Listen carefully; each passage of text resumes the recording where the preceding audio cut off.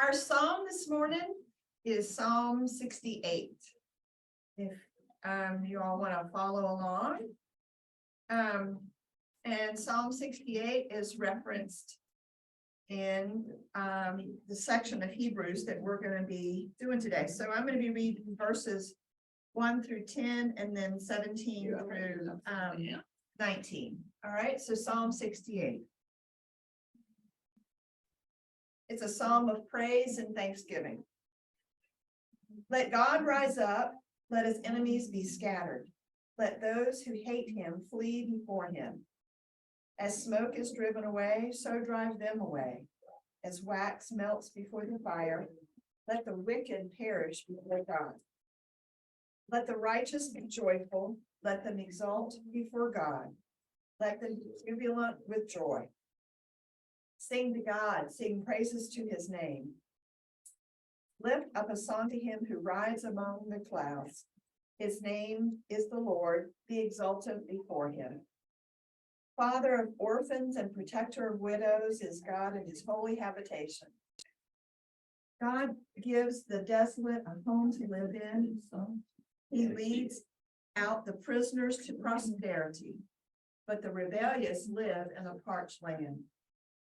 Oh God, when you went out before your people, when you marched through the wilderness, the earth quaked, the heavens poured down rain. At the presence of God, the God of Sinai, at the presence of God, the God of Israel. Rain in abundance, O God, you showered abroad. You restored your heritage when it languished. Your flock found a dwelling in it. In your goodness, O God, you provided for the needy. And then down to verse 17. With the mighty chariot, twice 10,000, thousands upon thousands, Lord came from Sinai into the holy place. You ascended the high mount, leading captives in your train and receiving gifts from people, even from those who rebel against the Lord God's abiding there. Blessed be the Lord who daily bears us up. God is our salvation. Wow, the words were so different in the NIV version. Oh, yeah. It's hard for me to, at first I thought you'd already skipped down to the bottom. It is, it's interesting, yeah, because these words are very different than our New Jerusalem Bible. Yeah, I had the same version you had, so it was real easy to follow. Yeah, the NRSV, the good old NRSV. Okay. All right, so before we get started, a couple of updates. One, Sarah and Kitten are just above our map. We didn't see on Facebook this morning, and Sarah's apparently a little homesick because she just texted saying, "Let everybody know I said hi." 2 more weeks. Oh my gosh, that's too long. Yeah, because they're in Yugoslavia, in the Yeah, starts but with the an weight I. you can gain on a month cruise like that. I know. Well, at least they're doing a lot of walking Yeah. every day, you know, with all their outings. That's fast for one thing. So if you're on Facebook, then look up Sarah Reese or Catherine with a K, R-Y-N, Whitlow, and friend them so that you can see, because Kitten posts every day this travel log. So that, 25 or 30 pictures. oh yeah, every day. Yeah. So it's just amazing. So you're on the cruise with them. Yeah, the day she posted pictures of the, yeah, she Tells a Kitten lot is. about the areas. Yeah, yeah. So I learned a tremendous amount. So one of the things they saw was this Roman amphitheater that looked to me, I've never seen these places in person, but it looks as big as the Colosseum. But it's intact the whole way around. Yeah. It's huge. It is huge. The one in where they are in, Yeah, it's huge. it looks huge, and the stairs all have been taken out over, the seats and stuff had been taken out over time, and the stones from those were used in different buildings in the city. Pulan, is that the name of it? Pulan, something like that. So anyhow, it's just fascinating the places they've been already. You know, they went to Ephesus and they went to Corinth. So there's pictures on there from those places. So yeah, oh, it's worth the travel. After a while, a stone wall looks like a stone wall. Yeah. But you know, when an old building here is 100 years old, you know. They're seeing stuff that's 2 and 3. Well, I 1,000 can't get years my old. head around is an amphitheater that will seat 40,000 people. That you could hear somebody speaking. Yeah, How do you do that? right. They didn't need a microphone. I think there was a lot, what do you think? Yeah, there probably was. Yeah. I'd like to know about the restroom facilities. Yeah. There aren't any. They did show the pictures of that. I think it was in Corinth or Ephesus. Yeah, there's several places. I'm sure Kitty thought, one picture of them was enough, but you would see those quite frequently. Yeah, no, there's, yeah, because no, there was the Bible for Normal People, that website and Facebook page. Some time ago, they had an interview with a biblical archaeologist, and she focused on what day-to-day life it's like for these people. And so she told about what the toilet facilities were and how that all worked. That's why we shake hands with our right hands. Yes. Because you used your left hand. So, so you ate with your right hand and you shook hands with your right hand. And so one of the places they went to was a picture of the toilet facilities like she described in the podcast. So anyhow. All right, so we might finish up Hebrews today. Oh, all right. All right. So we're going to start with chapter 12. And so let me ask if anybody remembers what chapter 11 was about. And Susan doesn't get to answer yet. The important in faith, kind of like our ancestors in faith and what they did. Yes. Woo-hoo. All right, Angie. I was listening To the college professor. to see you before the class. But I still listen. There we go. So it was a list. That's on the transcribed notes. All right, so it was a list of Must be fun to read.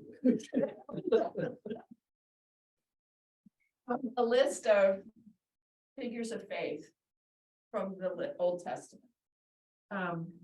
And so, with Abraham and Moses and just going through the whole list. So I just want to go back and read the last couple of sentences. So verse 39, yet all these, though they were commended for their faith, did not receive what was promised, since God had provided something better so that they would not, apart from us, be made perfect. So what was it they didn't receive? Christ. All right. So we talked about all these leaders of faith. All right. So moving into chapter 12. And the first verse is one that's, I would hope, is very familiar to folks. So if someone would read verses 1 through 3. Where's Sarah? I don't know if she can zoom in from the Adriatic Sea. Yeah. Yeah, from Croatia. But Therefore, since we have so great a cloud of witnesses surrounding us, let us lay aside every encumbrance and the sin which so easily entangles us, and let us run with endurance the race that is set before us, fixing our eyes on Jesus, the author and perfecter of faith, who, for the joy set before him, endured the cross, despising the shame, and is set down at the right hand of the throne of God. For consider him who has endured such hostility by sinners against himself, so that you will not grow weary. all right, so the great cloud of witnesses, and in chapter 11, he had gone through, part of that great cloud of witnesses, all right? And the commentator noted about how the endurance that's evident in that cloud of witnesses that the author of Hebrew had talked about, and that's to encourage the readers of Hebrew, including ourselves, to endure their sufferings. And there had been a similar reference already back in chapter 10. All right, so, and then he talks about the cross as something that Jesus endured. He referred to Jesus being on the cross as what he had to endure. And then also talked about, so going back to verse 1, let us run with perseverance the race that is set before us.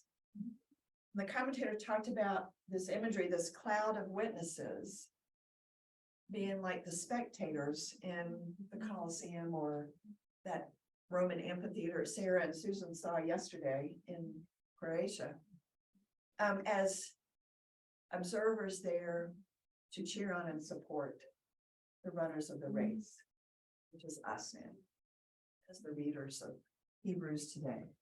It was interesting, Jeff and I have been going to the trialogue Yeah. series, and this past week they talked about how the different faiths look at tragedy. And one of the big things that came up was how during a tragedy, we rely upon the fellowship of believers from our church, from our faith, from our neighborhood, our family, that somehow having that support helps you get through both good times and bad times. And so it was very interesting because all three different faiths talked about having that in common. Yeah. This belief that your fellow journeyers, and the imam, the Muslim minister, talked about how we're on a journey to return to God. That's We what come I- from God and and we then- go back. and our- We journey and from God life- and we journey. Yeah, and our life is the journey back.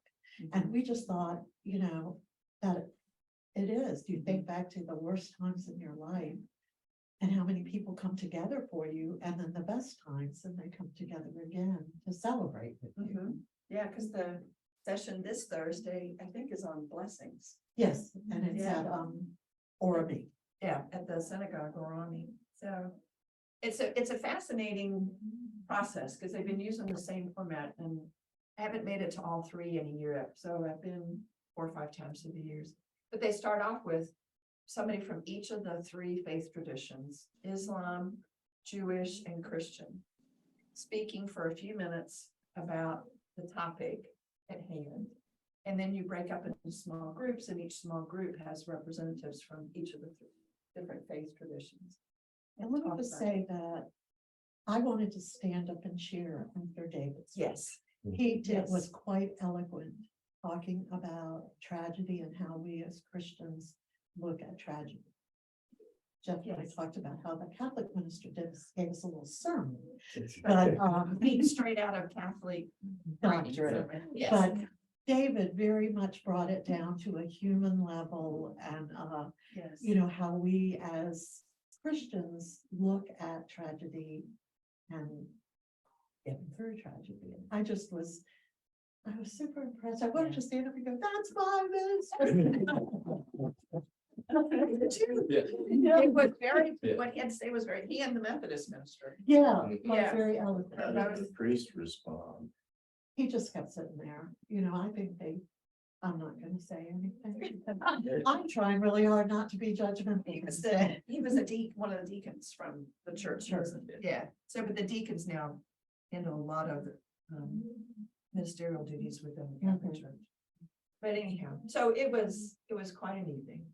Really was. Yeah, it was. All right, so the cloud of witnesses. This verse is used a lot at when we have All Saints Day, first Sunday in November. Lots of times in funerals and stuff, but when you think of cloud of witnesses, who comes to mind for you as being in your cloud of witnesses that are there in the stands cheering you on? And it doesn't have to be personal. Who could be even like, a global, a much larger cloud of witness, because the Hebrews, he had gone through Abraham and Moses and all these main names from the Bible. But who would you include as being in the cloud of witnesses there?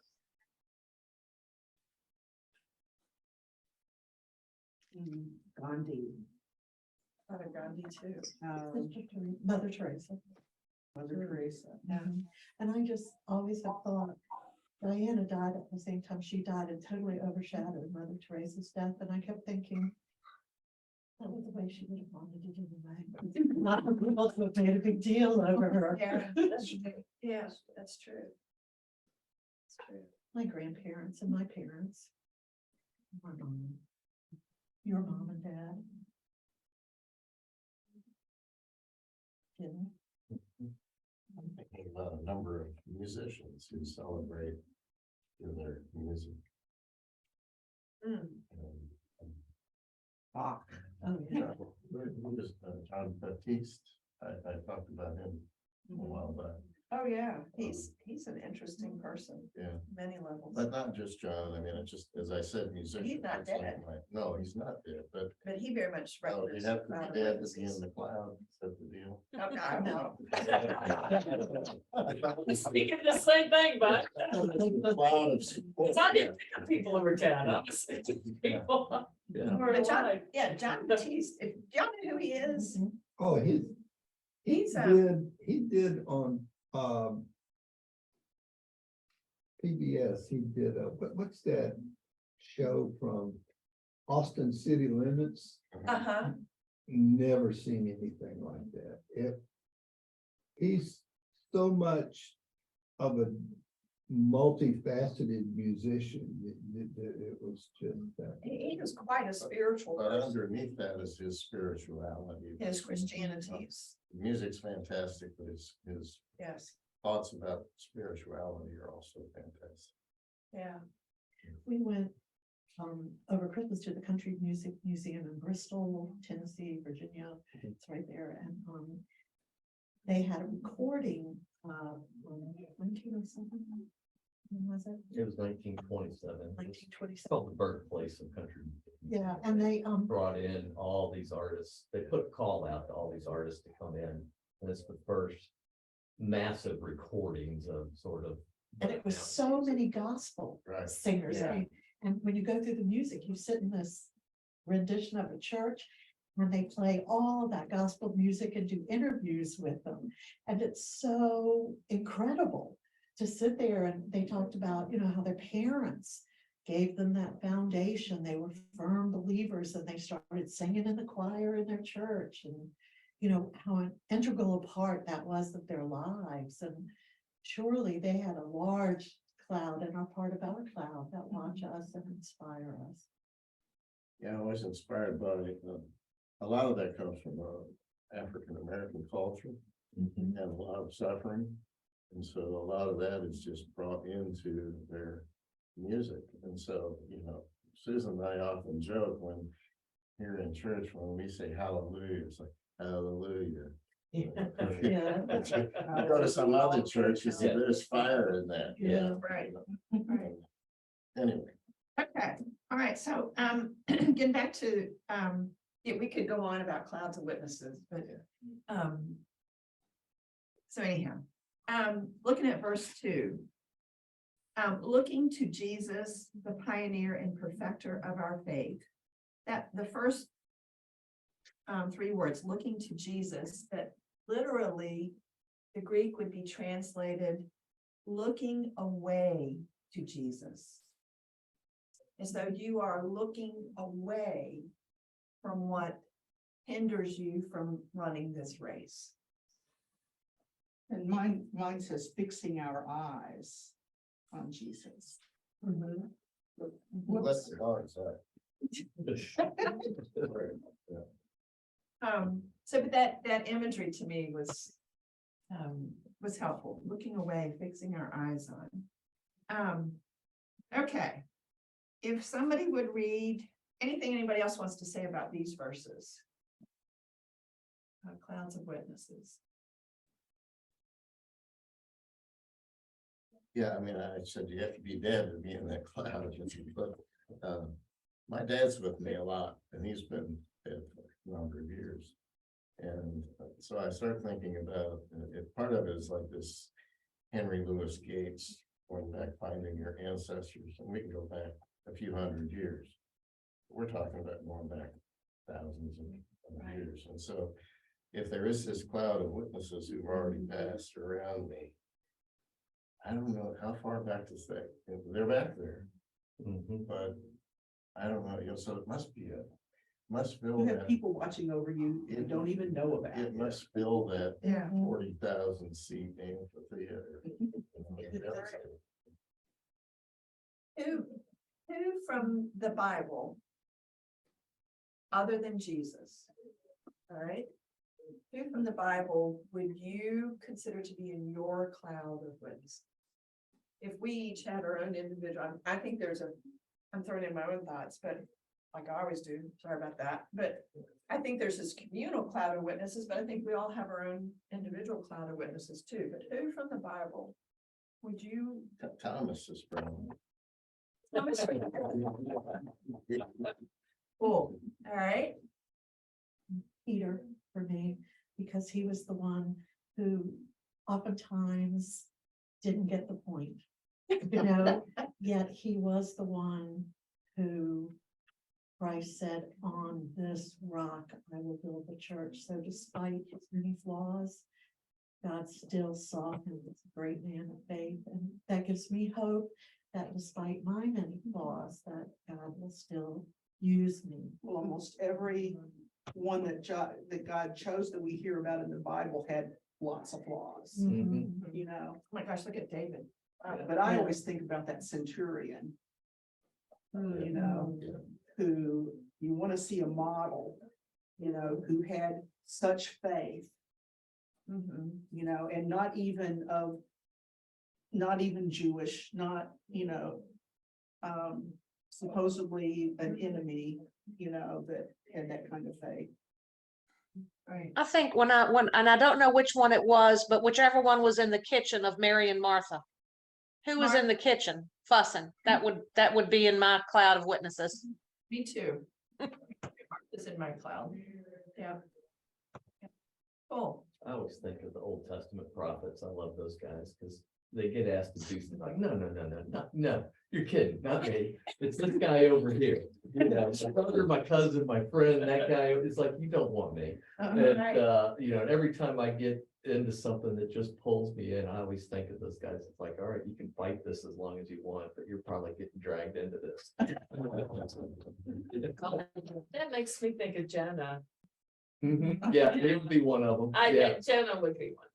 yeah, yeah, I'm gonna run as far as I can. Yeah, I'm not going Yeah, there. I use that all the time. I'm Yeah. like, before a big fish swallows me, I'm just And gonna, now it just spits me out where it's supposed to be. I know, I said, please don't make me go there. Yeah. I went there.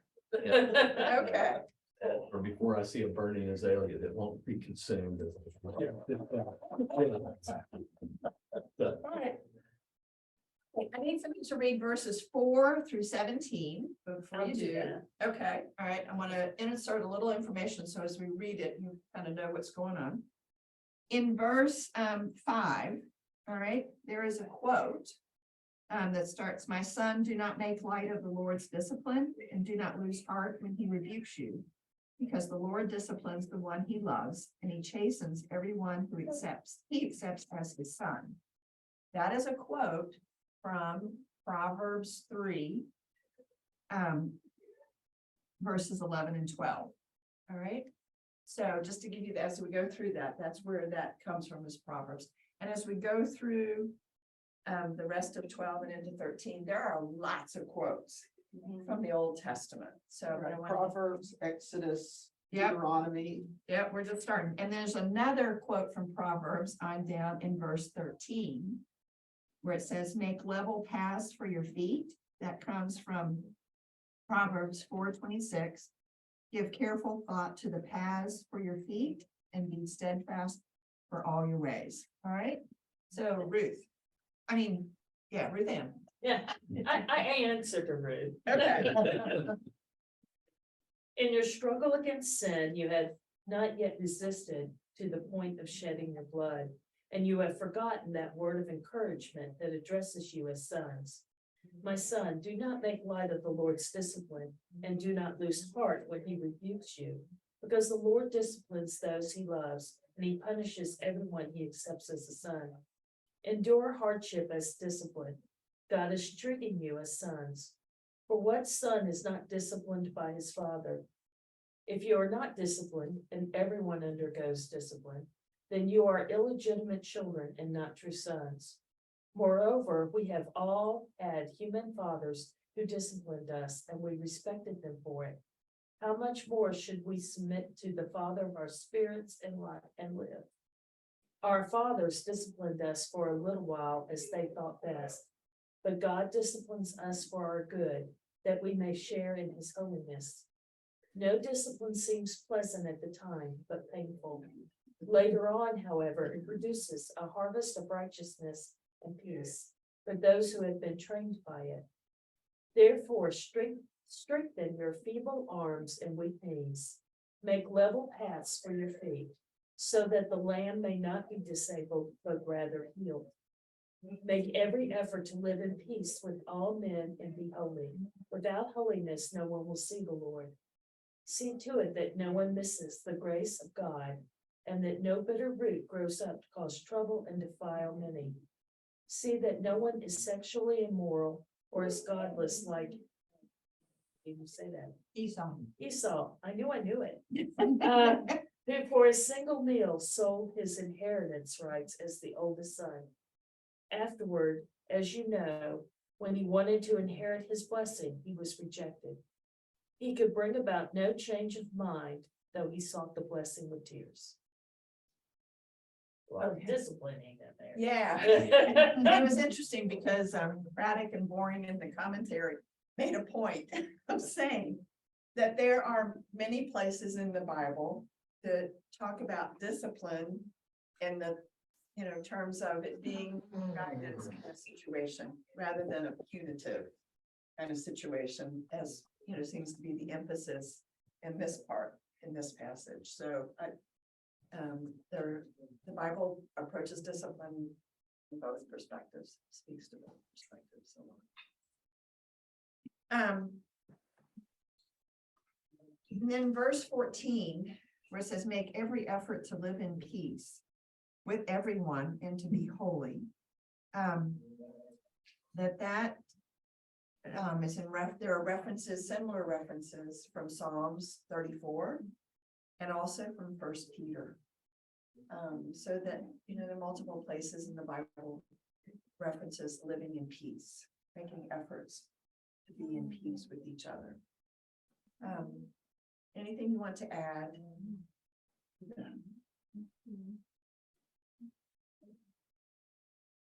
How do you think the church is dealing with discipline these days?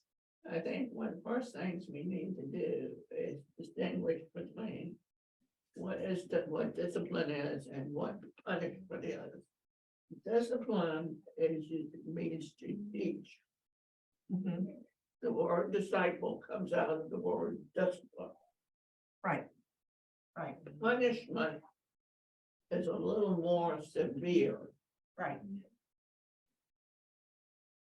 What God calls upon us to do when we discipline is not to punish the person, but to discipline in love, so that the person learns from their mistakes. Right. And I think the church has made, you think about how the church, and I'm talking Church Universal, Bon Air, but Church Universal, through the course of history, has approached discipline in lots of different ways, and a lot of punitive actions through the years as opposed to guidance and leading. And in the course of our own lifetimes, we all grew up, at least all the schools I went to, there was a paddle hanging in the school office, and some of them had holes drilled in them, which supposedly made it worse. So, but now, so anyhow, and there are Principal's office still don't have paddles in them. because it's against the law. Depends on what It's state against the law you're in. now. That does not mean discipline is against the law, it just means corporate punishment is against the law. My mother would just go get a switch off the tree I was so grateful my parents didn't do that. My grandmother, yeah, I had to go get my own and Oh. it had Yeah. to meet her specifications. Yeah, I used to have a teacher that administered corporal punishment. Cause she kept the ruler in the drawer, and if you did something you shouldn't do, yeah, she took the ruler out and whacked the palm of the hand with it. I whacked her a couple of times. Yeah. right. I had a teacher in the 6th grade, he threw erasers at you.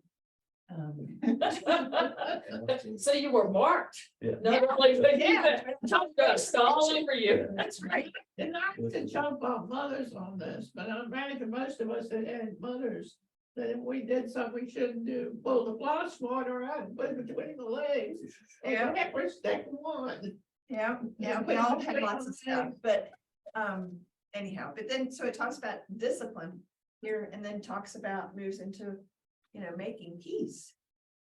And the discipline that we need for this endurance, for this journey that we're on. And so you're right, discipline, disciple and discipline, have the same roots. And so the discipline that we need to make this journey, and that we are called on throughout the Bible to make peace with others as part of this journey. We talked about looking away to Christ, and we talked about planting your feet on the right path. I forget the terminology. And I think that is the discipline, is that when you're about to go off of that path, or you're looking the other way, you have to hit yourself and say, no, go this way. It's- The practice of training people to obey the rules of code or behavior. Yeah. Yeah. All right, moving to verses 18 through 24, all right? So, first of all, this begins with chapter 12, verse 18, till the end of Hebrews. The author the book becomes more of a pastoral writing. He's talking to the readers of this book, to the members of this congregation or group, especially toward the end of 13, more personally. And more of, these are things I want to say to you, sort of like my last words of advice to you, all right? So verses 18 through 24, he's talking about things that can be touched on this earth, okay? And again, there are a couple of quotes from the Old Testament, with verse 20, if even an animal touches the mountain, it must be stoned to death. And of course, the readers of Hebrews originally, they would have known where this came from. So that's why I want to talk about it ahead of time. So that verse, if even an animal touches the mountain, that's from Deuteronomy 9:19. And then, Isn't it Exodus? Exodus. oops, sorry, you're right, it is Exodus. I was looking at the wrong page.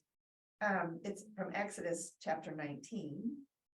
Put limits for the people around the mountain and tell them, be careful that you do not approach the mountain or touch the foot of it. Remember this from Exodus? Whoever touches the mountain is to be put to death. They are to be stoned or shot with arrows. Not a hand is to be laid on them. No person or animal shall be permitted to live. Only when the ram's horn sounds a long blast may they approach the mountain. The mountain being the holy place where God gave Moses the 10 commandments, right? And then that last part, I am trembling with fear. The sight was so terrifying that Moses said, this is verse 21, I am trembling with fear, and that comes from Deuteronomy chapter 9. So once again, I fell prostrate before the Lord for 40 days and 40 nights. I ate no bread and drank no water because of all the sin you had committed, doing what was evil in the Lord's sight and was so arousing his anger. I feared the anger and wrath of the Lord, for he was angry enough with you to destroy you. But again, the Lord listened to me. So those are the verses that these original readers are going to be recalling as they hear these verses. And then verse 22. But you have come to Mount Zion, the city of the living God, the heavenly Jerusalem. And for the original readers of Hebrews, those phrases, that the heavenly Jerusalem, Mount Zion, the imagery that's going to come to mind, the association is, that's where God resides. That's the image that's going to come to mind. That's where God resides. And that imagery goes back to David, at least. Right? So if someone would read verses 18 through 24. Okay. You have not come to a mountain that can be touched and that is burning with fire, to darkness, gloom, and storm, to a trumpet blast, or to such a voice speaking words that those who heard it begged with no further word to be spoken to them, because they could not bear what was commanded. If even an animal touches the mountain, it must be stoned to death. The sight was so terrifying that Moses said, I am trembling with fear. But you have come to Mount Zion, to the city of the living God, the heavenly Jerusalem. You have come to thousands upon thousands of angels in joyful assembly, to the church of the firstborn, whose names are written in heaven. You have come to God, the judge of all, to the spirits of the righteous made perfect, to Jesus, the mediator of the new covenant, and to the sprinkled blood that speaks a better word than the blood of Abel. See to it Okay, that, hold on. oops, sorry. Okay. So we're not at that mountain that we can't touch, that if we do, we die. We're at the place where God resides. For this race that we're enduring. Right? So then verses 26 through 29 talks more about what's heavenly. All right. And again, there's two quotes. Verse 26 comes from Haggai. This is what the Lord Almighty says, in a little while I will once more shake the heavens and the earth, the sea and the dry land. Right. So God shaking the earth.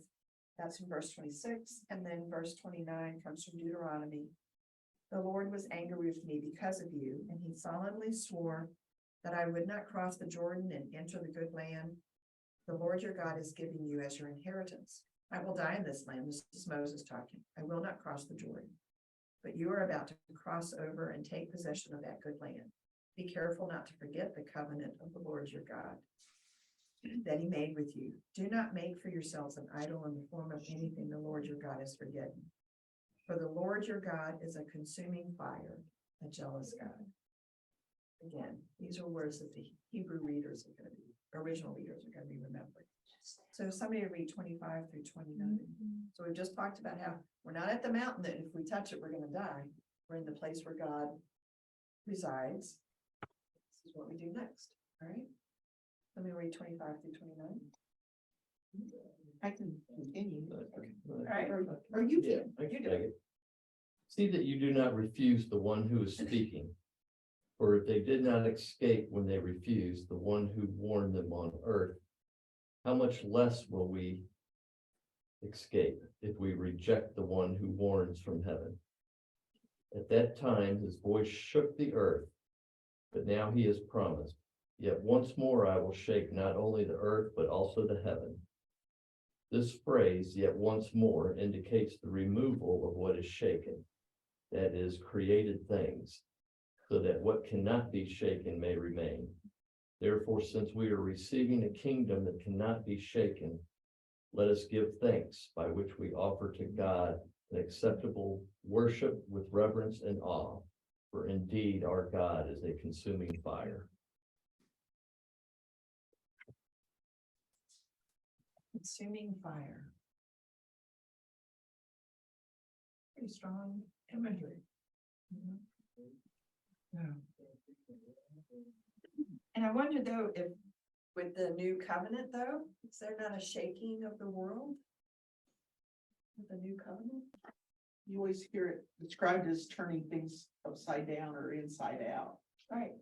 I mean, here this whole book of Hebrews the author's been trying to help these Jewish Christians understand, how does Christ fit into all of this? How does it all work? And their worlds are pretty shaken. They're trying to, and we're in some verses coming up. They're really struggling with, what is communion about? You know, are we really eating the blood, the body of Jesus? You know, how does this really work?